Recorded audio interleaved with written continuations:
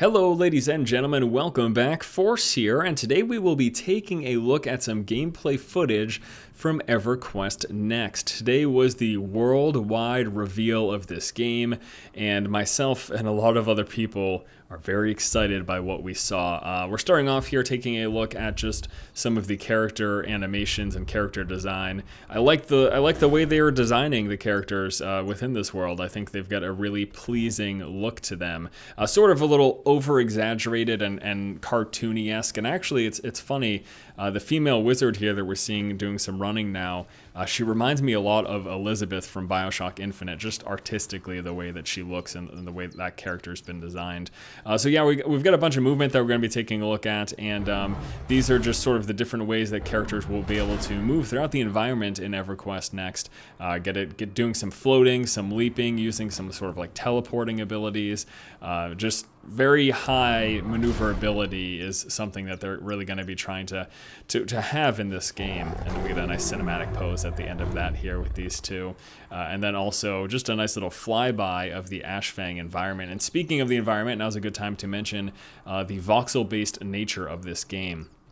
So as you can see here, this is a pretty decent looking game in terms of its visuals, but the other thing that's important to keep in mind is not only does this game look pretty good, but it's also voxel based, meaning that the environment is destructible.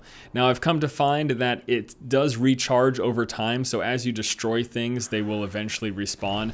We don't have any idea of sort of the length of time that takes, but the fact that the environment's destructible is rather neat. Here's a great example, being chased by an enemy. They cross the bridge, blow it up, and then they fall to their doom.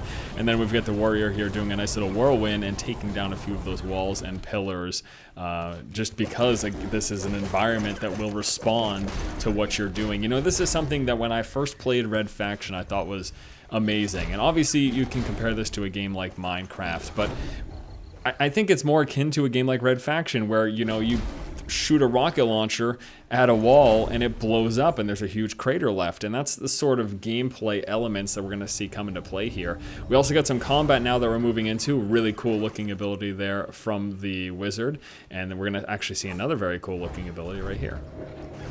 Oh, I love it. And something else that I love about what we've seen from the combat so far is it looks powerful, it looks impactful, it looks like there's weight behind your movements, and that is something that is, I think, so important in video games, but some games just don't get them right, and this is a game that, from the footage that we've seen so far, seems to get that right. It seems like there is weight behind your movement. You hit enemies, they respond. Part of that comes into play with just the fact that they interact with the hits that they take, and your character interacts with the hits that they take, and then even screen shaking, just those subtle effects come into play. And again, the destructible environment, the enemy made a hole in the ground and we fell through it all the way down to a subterranean level. So now let's talk about subterranean levels. You've got your basic plane of existence within this game, and you know, some games have dungeons and caverns that you can go within, but in EverQuest Next there are going to be several layers underneath the base level, so subterranean. Several layers, think like Terraria, that you can dig down to and explore through. And there was even a graphic shown at the live stream today, and they showed there were like 3 or 4 different layers, essentially. You went down to like a basic cave looking area, and then you went down a little further, and I think it was sort of like icy looking, and then you go all the way down to the very bottom layer, and there's like molten levels. So there's going to be underground dungeons and caverns and things to explore and quests to be had that aren't easily accessible. You'll actually have to dig through to them. And I also heard that they were procedurally generated, so it's not always going to be the same experience that you have underground. You can, you know, dig down and encounter something totally different every single time. And then we're wrapping up here with probably my favorite demonstration of the destructible environments. This is the giant walking not only through the trees and blowing them up, but then obliterating this castle. Alright guys, well that's about it. I just wanted to show you some of the gameplay that was revealed here for this game. EverQuest Next conceptually is great, visually is great. Really looking forward to learning more about this game. Alright guys, if you like the content, please subscribe, and as always, keep watching and keep owning.